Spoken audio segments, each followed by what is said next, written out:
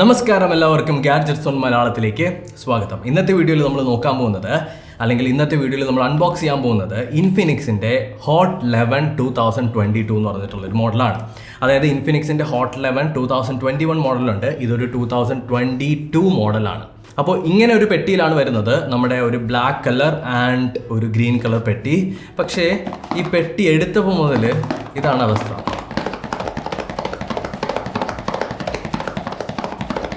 So പാക്കേജിങ്ങും കാര്യങ്ങളൊക്കെ അത്യാവശ്യം പ്രീമിയമായിട്ട് തന്നെ, പ്രീമിയം പോലെയൊക്കെ ഏകദേശമൊക്കെ തോന്നുന്നുണ്ട്. 8,999 ആണ് ഇതിൻ്റെ പ്രൈസിങ് വരുന്നത്. And Infinix, if you are watching this video,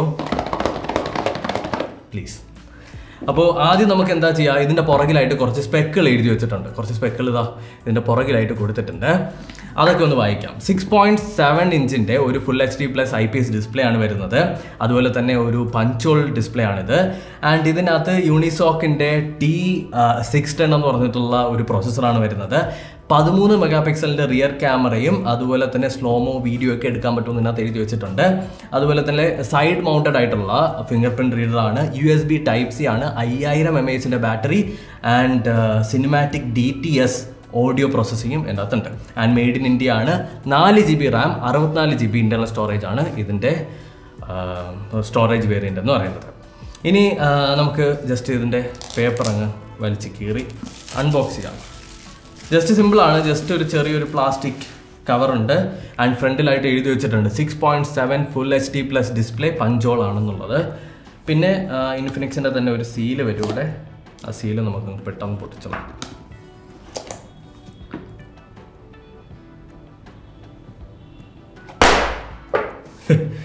okay,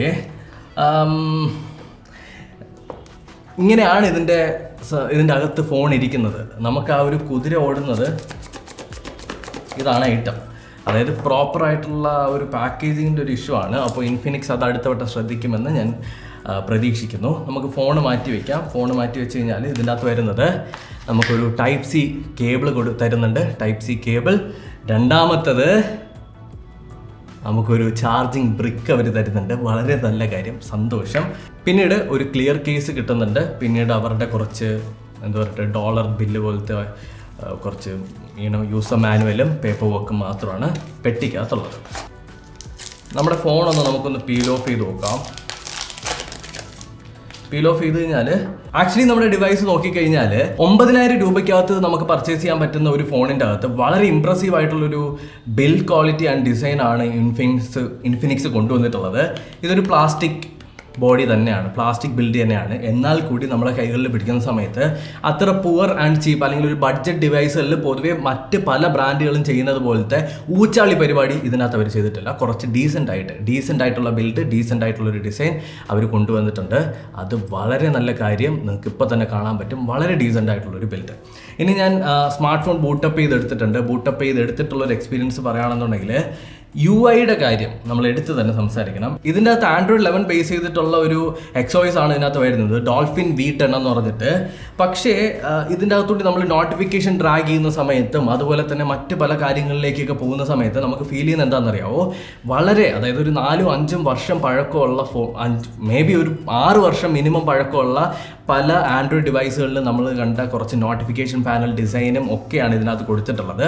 അത് കുറച്ച് ചീപ്പായിട്ട് തോന്നി. എന്തോ നമുക്ക് UI-യിലേക്ക് വരുന്ന സമയത്ത് ആ ഡിസൈനിലും ബിൽഡിലും നമുക്ക് കണ്ട ആ ഒരു സ്റ്റാൻഡേർഡ് UI-യുടെ കാര്യത്തിൽ നമുക്ക് കാണാൻ പറ്റുന്നില്ല. നമ്മൾ സെറ്റിങ്സിലൊക്കെ സ്ക്രോൾ ചെയ്യുന്ന സമയത്ത് അത്യാവശ്യം തരക്കേടില്ലാണ്ട് സെറ്റിങ്സിലൊക്കെ നമുക്ക് സ്ക്രോൾ ചെയ്യാനൊക്കെ ദൈവം സഹായിച്ച് പറ്റുന്നുണ്ട്. അതിൻ്റെ അകത്ത് അത്യാവശ്യം ഡീസൻസി നമുക്ക് ഫീൽ ചെയ്യാൻ പറ്റും. പക്ഷേ നോട്ടിഫിക്കേഷൻ പാനൽ ഡ്രാഗ് ചെയ്യുന്ന സമയത്ത് നിങ്ങൾക്ക് ഇപ്പോൾ തന്നെ കാണാൻ പറ്റും നമ്മുടെ പണ്ടത്തെ ഡിവൈസുകളിൽ ഇതേ ഒരു നോട്ടിഫിക്കേഷൻ ഡിസൈൻ ആയിരുന്നു. ഏറ്റവും ടോപ്പ് സൈഡിൽ നമ്മുടെ ബ്രൈറ്റ്നസ് സ്ക്രോളും എല്ലാം വരുന്നൊരു ഡിസൈൻ. അതെനിക്ക് അത്രയ്ക്ക് അങ്ങ് ഇഷ്ടപ്പെട്ടില്ല. കുറച്ചുകൂടി അവർക്ക് ഇമ്പ്രൂവ് ചെയ്യാമായിരുന്നു.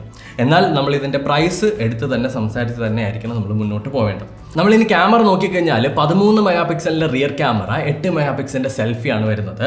നമ്മൾ സെൽഫി നോക്കുകയാണെന്നുണ്ടെങ്കിൽ ആവറേജ് ഒരു ബഡ്ജറ്റ് ഡിവൈസിൽ നമുക്ക് എക്സ്പെക്ട് ചെയ്യാൻ പറ്റുന്ന അതേ സെൽഫി തന്നെയാണ് ഇതിനകത്ത് കിട്ടുന്നത്. ഇനി റിയർ ക്യാമറ നോക്കിക്കഴിഞ്ഞാലും ഒരു ആവറേജ് കൈൻഡ് ഓഫ് ക്വാളിറ്റിയാണ് നമുക്ക് ഔട്ട്ഡോർ ആയാലും ഇൻഡോർ ആയാലും കിട്ടുന്നത്. റിയർ ക്യാമറ നോക്കിക്കഴിഞ്ഞാൽ അത്യാവശ്യം ആവറേജ് ക്വാളിറ്റി തന്നെയാണ് നമ്മൾ ഔട്ട്ഡോർ ആയാലും ഇൻഡോർ ആയാലും കിട്ടുന്നത്. ആവറേജ് ക്വാളിറ്റി മീൻസ് നിങ്ങൾ ആവറേജിൽ കുറച്ച് താഴോട്ട് ചിന്തിച്ചാൽ മതി. ഔട്ട്ഡോറിൽ കുറേ ഭാഗങ്ങളൊക്കെ ഭയങ്കര ഓവർ എക്സ്പോസ്ഡ് ആവുന്നുണ്ട്, ലൈറ്റ് കൂടുതലായിട്ട് വരുന്ന സമയത്ത് ചില സമയത്ത് മാത്രം നമുക്ക് നല്ല രീതിക്ക് ഫോട്ടോ കിട്ടുന്നുണ്ട്. പക്ഷേ ശ്രദ്ധിച്ചെടുത്തു കഴിഞ്ഞാൽ നിങ്ങൾക്ക് നല്ല ഫോട്ടോസ് ക്യാപ്ചർ ചെയ്യാനായിട്ട് പറ്റും. അതുപോലെ തന്നെ എടുത്ത് പറയേണ്ട ഒരു കാര്യം, ഇതിനകത്ത് ഷട്ടർ അമർത്തിയതിന് ശേഷമാണ് സൗണ്ട് കേൾക്കുന്നത്. ഇതിനകത്ത് നമ്മൾ ഫോട്ടോ എടുക്കുമ്പോൾ ഒരു സൗണ്ട് കേൾക്കും, അത് ഷട്ടർ അമർത്തിയതിന് ശേഷമാണ് സൗണ്ട് കേൾക്കുന്നത്. നമ്മൾ ഫിസിക്കലി ഒന്ന് നോക്കിക്കഴിഞ്ഞാൽ ഏറ്റവും ബാക്ക് സൈഡിലായിട്ട് നമ്മുടെ ആ ഒരു ഡുവൽ ക്യാമറ സെറ്റപ്പ് കാണാനായിട്ട് പറ്റും. അതിൻ്റെ തൊട്ട് താഴെയായിട്ട് AI എന്ന് എഴുതിയിട്ടുണ്ട്, താഴെ ഒരു ബ്രാൻഡിങ്ങും. ടോപ്പ് സൈഡിലായിട്ട് നമ്മുടെ 3.5 mm ഓഡിയോ ജാക്ക് പോർട്ടാണ് വരുന്നത്. ഫ്രണ്ട് സൈഡിലായിട്ട് നമ്മുടെ പഞ്ച് ഹോൾ ഡിസ്പ്ലേയും അതുപോലെ തന്നെ നമ്മുടെ 6.7 inch full HD IPS display നമുക്ക് കാണാൻ പറ്റും. ഇനി റൈറ്റ് സൈഡിൽ നോക്കിക്കഴിഞ്ഞാൽ വോളിയം ബ്രോക്കർ അതുപോലെ തന്നെ ഫിംഗർ പ്രിന്റ് റീഡർ ഇൻ്റഗ്രേറ്റ് ചെയ്തിട്ടുള്ള പവർ ബട്ടൺ കാണാൻ പറ്റും. ബോട്ടം സൈഡിലായിട്ട് നമുക്ക് മൈക്രോഫോണ്, Type-C പോർട്ട് അതുപോലെ തന്നെ സ്പീക്കർ വെൻസ്. ലെഫ്റ്റ് സൈഡിലായിട്ടാണ് സിം ട്രേ വരുന്നത്. ഡിസ്പ്ലേ പറ്റി സംസാരിക്കുകയാണെന്നുണ്ടെങ്കിൽ ഫസ്റ്റ് ഇംപ്രഷൻ വൈസ് ഒരു ആവറേജ് ഡിസ്പ്ലേ ആണ് വരുന്നത്. കളേഴ്സ് എല്ലാം ഒരു ആവറേജ് കളേഴ്സും കാര്യങ്ങളൊക്കെ തന്നെയാണ്. ഭയങ്കര ബ്രൈറ്റ് ഒന്നും നമുക്ക് പറയാൻ പറ്റില്ല, അത്യാവശ്യം ബ്രൈറ്റ് ആയിട്ടുള്ളൊരു ഡിസ്പ്ലേ എന്ന് വേണമെങ്കിൽ പറയാം. കാരണം ഇത്രയും ലൈറ്റ് സോഴ്സസ് ഉള്ള ഒരു സെറ്റപ്പിൽ ഞാൻ വയ്ക്കുന്ന സമയത്ത് എനിക്ക് ഫീൽ ചെയ്യുന്നത് ഇത്രയും ബ്രൈറ്റ്നസ് ലെവൽ ഈ ഒരു സ്മാർട്ട് ഫോണിന് പോരാ, കുറച്ചുകൂടി ബ്രൈറ്റ്നസ് ലെവൽ വേണമെന്നുള്ളതാണ്. അപ്പോൾ സൺലൈറ്റിലൊക്കെ യൂസ് ചെയ്യുന്ന സമയത്ത് കുറച്ച് പ്രശ്നമായിരിക്കും. ബട്ട് അത് നമുക്ക് കുറച്ചുകൂടി ഇൻഡെപ്ത് ആയിട്ട് ചെക്ക് ചെയ്തിട്ടും ഇൻഡെപ്ത് ആയിട്ട് ഉള്ളൊരു റിവ്യൂവിൽ നമുക്ക് പറയുന്നതായിരിക്കും കൂടുതൽ നല്ലത്. ഇനി നമ്മുടെ UI കാര്യം പറയുകയാണെന്നുണ്ടെങ്കിൽ അവിടെ ഇവിടെയൊക്കെ ആയിട്ട് കുറച്ച് ജെർക്കിംഗ് ഉണ്ട്. അത് മാറ്റി വെച്ച് കഴിഞ്ഞാൽ UI വേറെ പ്രശ്നമൊന്നും ഞാൻ കണ്ടില്ല.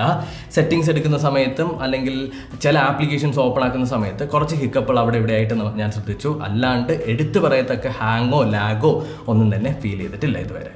ഞാൻ നേരത്തെ പറഞ്ഞ decent build, decent design, back ഒരു ഡീസൻറ്റ് ഫിംഗർ പ്രിൻറ്റ് മാഗ്നറ്റും കൂടിയാണ്. നല്ല രീതിക്ക് നമ്മുടെ ഫിംഗർ പ്രിൻറ്റ് ഇതിൻ്റെ പുറകിൽ നല്ല രീതിക്ക് വരുന്നുണ്ട്, നിങ്ങൾക്ക് കാണാൻ പറ്റും.